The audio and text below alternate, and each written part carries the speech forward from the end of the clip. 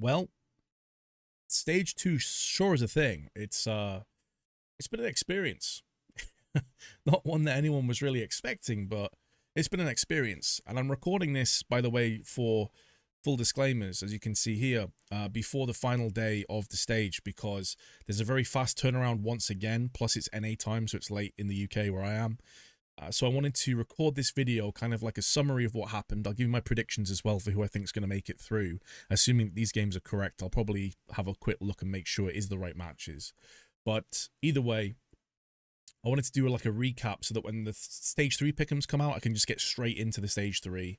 And I can reference this video if you want to hear me talk about how the teams got to this point, some of the good teams, some of the bad, some of the ugly, and really discuss everything. So this is going to be a bit more of a thorough video, mainly on stage 2, without knowing what the last results are just yet. And I think, for the most part, most of the upsets have probably happened. It's possible FaZe still don't make it, which would be a surprise, as they just lost to 3D Max 2-0.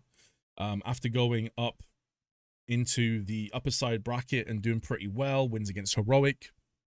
They've had a bit of a shaky one, but we'll talk more about the results that we know in the here and now.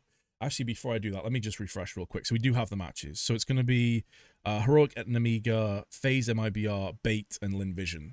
So that is confirmed Pickham's RIP for me, at least, because we have MIBR and FaZe, and one of them is going to get knocked out. So unlucky. Expected it when Pain lost their game, though. Against VP, but we'll get it back into some of those things in a few moments. I would expect, I think, Heroic win against Namiga. I think FaZe will beat MIBR, and I think Bait will beat Linvision. So I would imagine it's going to be Heroic, FaZe, Bait in the 3-2 column. That would be my prediction right now as it stands. But let's have a chat about how we've got to this point, shall we? And I'm going to start with some positive. I'm going to start with Legacy. 3-0. In this stage is phenomenal. This is what the major is all about. These storylines, these incredible fairy tale runs, is what makes the major so special. It makes it so powerful. Legacy, for all intents and purposes, should not be here. Obviously, the whole bestie situations happen, which I won't get into. There's plenty of information out there if you want to look into it. But Legacy end up getting a chance to play at the major. Stage 1, I did believe in them, as you can see here, and they came through and got me an extra point. Did really well. In this stage, I put them as 0-3, and my reasoning for this was the caliber of teams is just increased. I didn't think they had it in them. I didn't think they were going to be able to barrage and brute force their way through this stage like they did the first. But man, I'm so happy to be proven wrong, because I was watching their games. And I have to say, they were a joy to watch. They were so fun. It was a team that clearly was playing with a nothing-to-lose mentality. They knew that they were playing with house money. They knew that they were in a position where this is an amazing opportunity that they could have easily been sat back in Brazil watching on as their fellow countrymen, you know, try and get some wins. But yet they're here, and they're going to make the most of it. They're not going to play with fear. They're not going to play with any concerns or anxiety. They're going to go out there and they're just going to take the fight to their opposition. It's what they did in every single game. They were so aggressive, so full of energy, and like a real salsa kind of play style behind them. And it was just great to watch. And what really epitomized that was their game against FaZe. They're 2-0. Some nerves, some anxiety could have crept in. We've seen this time and time again. When a team of underdogs is finally near the finish line of doing something really special, sometimes they stumble, they trip, and they fall. And yet Legacy didn't do that. If anything, they picked it up to a different pace. That Dust 2 performance in particular against FaZe was joyous to watch, I've got to say. And I did talk about their Dust 2 back in stage 1 when I said I think they're going to make it, because it was that game against Vitality. I think it was at Dallas, where they get blown out on map 1. I think it was like 13-5 on Mirage, something along those lines. Very one-sided game. And people are like, here we go. This is the stomp that we're expecting. Vitality at the time had like a 25-match win streak. It's now obviously 30. And we're stomping everybody. And so it was like, Legacy Lamps to the slaughter. And they show up on Dust 2, and they made Vitality sweat and fight for every single round. It was a 13-11 loss. And I remember very clearly their long control, Sadzin in particular, was just on it. And I thought, if they play like that against practically any other team on the planet, they're winning this game. And they have. So impressed. Well done, Legacy. Very much deserved. And their run, by the way, was legit. This isn't one of those fluke runs that people like to call, where they're like, oh yeah, but they played a bunch of trash teams. First game's against MIBR, who might very well make it through to the next stage. Then they play against 3D Max. They just beat FaZe to go 3-1. Then they beat FaZe Clan 2-0. Legit wins. Legit wins and a well-deserved 3-0. Well done to Legacy. And who knows?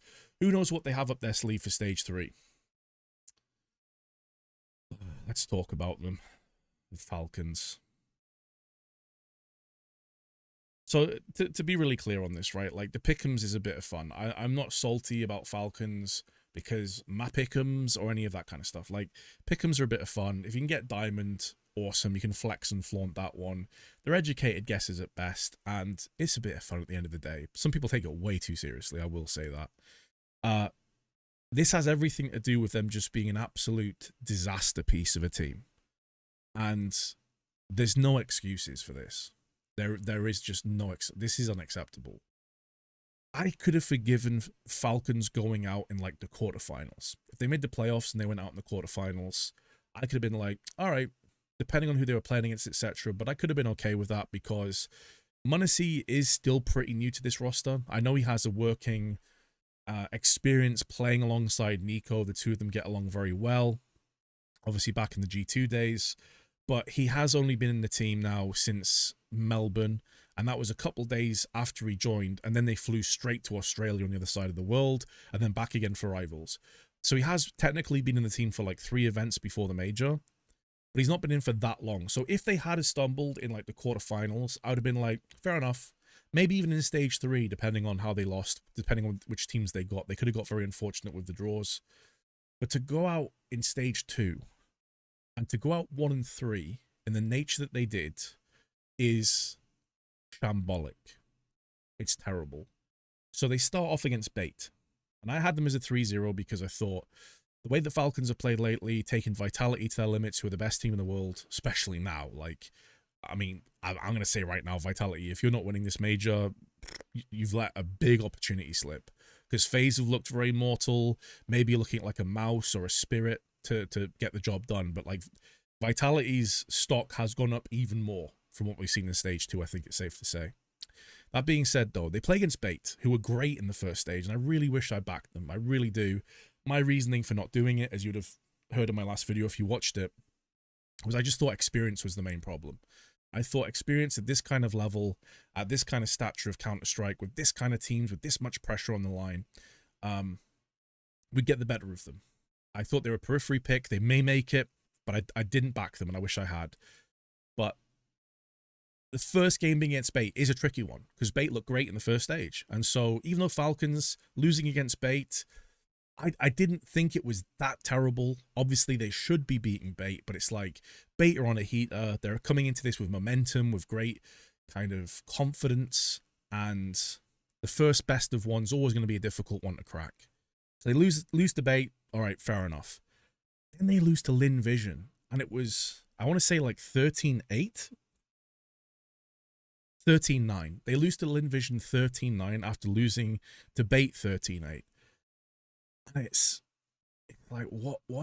How are you losing to Lin Vision?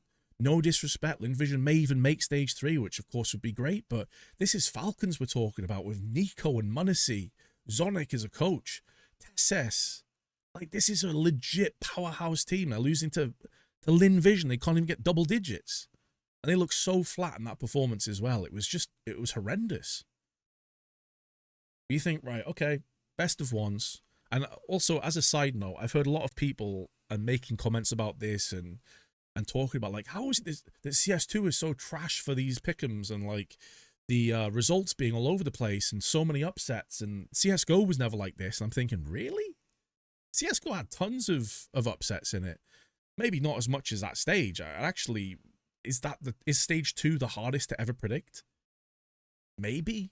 It's up there, right? Like, I was thinking about this before.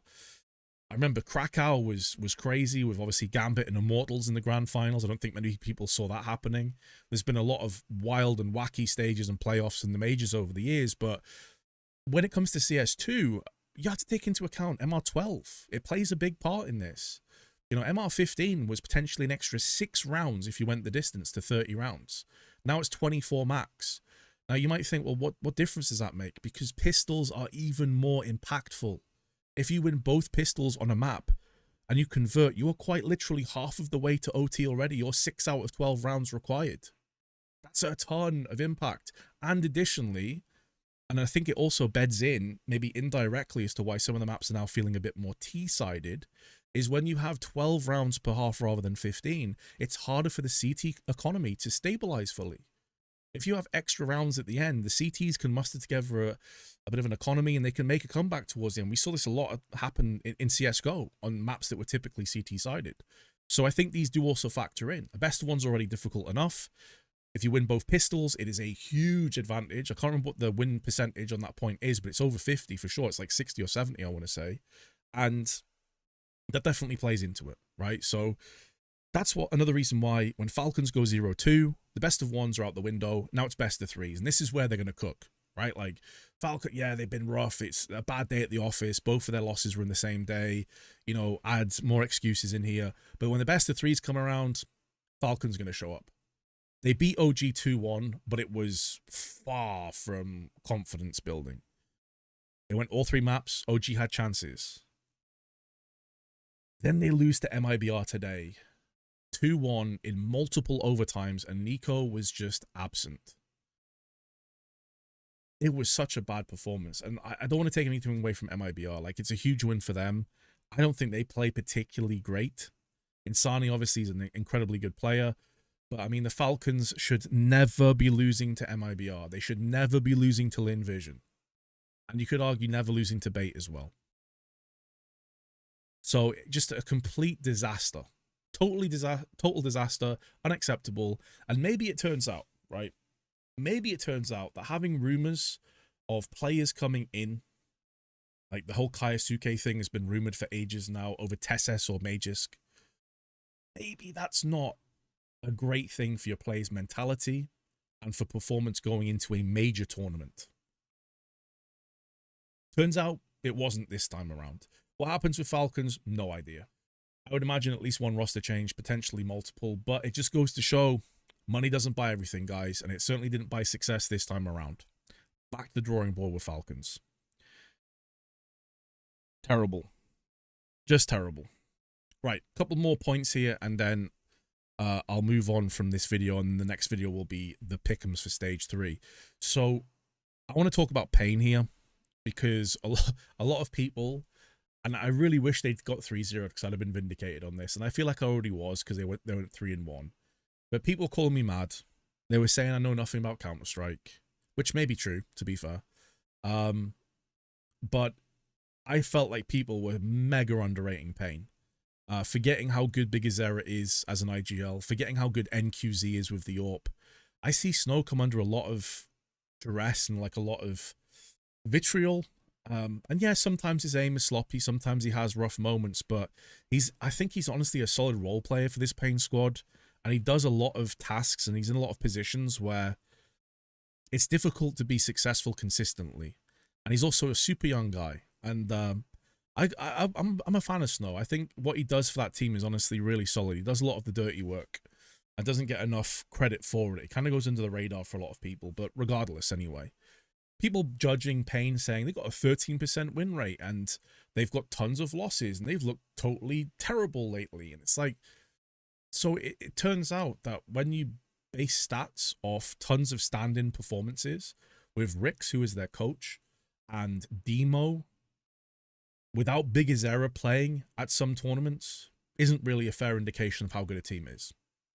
Crazy, I know, madness. And I did talk about this in my last video, that people were just really like going for Pain 0-3, saying they're never going to make it in a million years, not having them to advance, all these kinds of things. I always thought there was a chance they would. And I thought there was a solid chance they'd 3-0, genuinely. Especially with the nature of how crazy these stages are. And if we're being honest, and if you watch the Pain VP game, they should have beat VP. If you go back to that game on Dust 2, they had VP on the ropes. Their economy was in tatters. It was getting towards the end. And then Flip pulled off that 4K, that miracle play from Goose. And that was the moment that Pain lost us to. On Mirage, they had multiple opportunities. It's a map historically VP haven't looked very good on. And they had multiple opportunities, multiple clutches that went against them as well. Icy landed a couple of outrageous shots as well. That no-scope on Snow on B-Apps was disgusting. And so Pain nearly had the 3-0. They nearly had it. 3-1 though after beating Lin Vision 2-0. Super proud of these guys, playing really well. DGT fitting in nicely into this squad. And I think they're going to do some damage in Stage 3 as well. I think they will. I'm curious to see if some people have now changed their opinion of Pain after this performance in Stage 2, or if they're still going to put them in their 0-3s, if they're still going to just basically say Pain have no chance like before. I'm curious if they've won over a few more fans and a few more people that now believe in them, the same way that I do. VP. I'm holding my hands up here, guys. I said they were a contender for a 0-3 pick, and they went 3-0. Now, I actually stand by what I said. I think what I said at the time was fair. VP have looked pretty woeful for the longest time. We've seen glimpses, we've seen flashes, but never any consistency to make me believe in these guys. And I did also say that when you look at their roster, Flit and Fame in particular have been languishing and rotting away in this VP, whether it be with Jame, whether it be with Electronic, who hadn't really proven to me that he was a great IGL. And ironically enough, I think some of his calls against Pain were like pretty good, but it was mainly his individual firepower that he was bringing, his individual performances that really helped VP in these games. And so I'm going to talk about this, obviously, in my pick'ems for Stage 3. I don't know if that's replicable or if he'll just drop off and then VP really struggle. It's going to be really interesting to find out what happens with that. But I'm going to give them full credit. They played great. They had some really solid performances. When you're battering OG 13-2, who looked really good in the first stage, then you're battering Bait 13-3, and then you beat Pain, who have been looking really good. Legit run. Can't really argue with this. And Flit and Fame both played well. Flamus had some really, really impactful rounds, especially against Pain on Mirage. His entry fragging was just awesome. I love his style of play, by the way. Like, he's one of my favorite players to watch.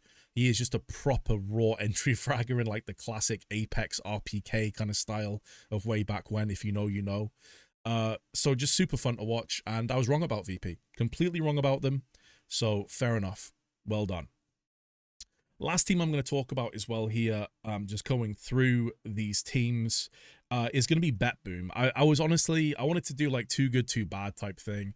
BetBoom were very disappointing. I thought that they could make it through. I had them to make it through over Bait because I felt as if they were just a better team overall, plus the lack of experience thing I talked about before with Bait. Nope. They were shambolic. Losing to 3D Max 13-4 in the first game. It was a complete shutdown. Fair enough, it happens. Then they lose to Heroic. It's a bit of a poor draw for BetBoom, pardon me, to be fair to them. That's two rough games back-to-back, like two of the toughest games that any team's had. But then they just get totally manhandled by MIBR. And it's like, okay, I can't really justify that one. You can make an excuse against 3D Max. You can make an excuse against Heroic. But MIBR are a team that BetBoom, if they want to be making it to the next stage, these are the games they've got to get W's in, right? So BetBoom were just disappointing. Boomich had some very poor individual performances. Some of the high points of their stage one with Magnajez and Zorti in particular popping off just didn't really ever come to fruition. And they were just outclassed. They were just straight up outclassed. So it is what it is. So it looks as though the pick'ems are dead for me, as I've just had a look before at these fixtures tomorrow. The most I can get is 4, and I might not even get that, to be fair, because Namiga have been looking pretty good and Heroic have been a bit more shaky, and obviously like Bait and Lin Vision, I expect that Bait will win that, but who knows, could be an interesting game.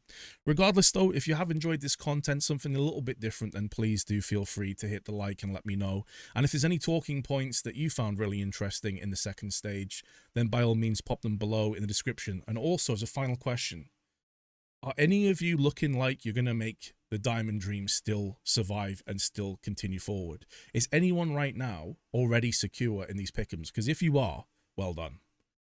I think most of us are racked. Either way, see you in the next video, guys. Peace.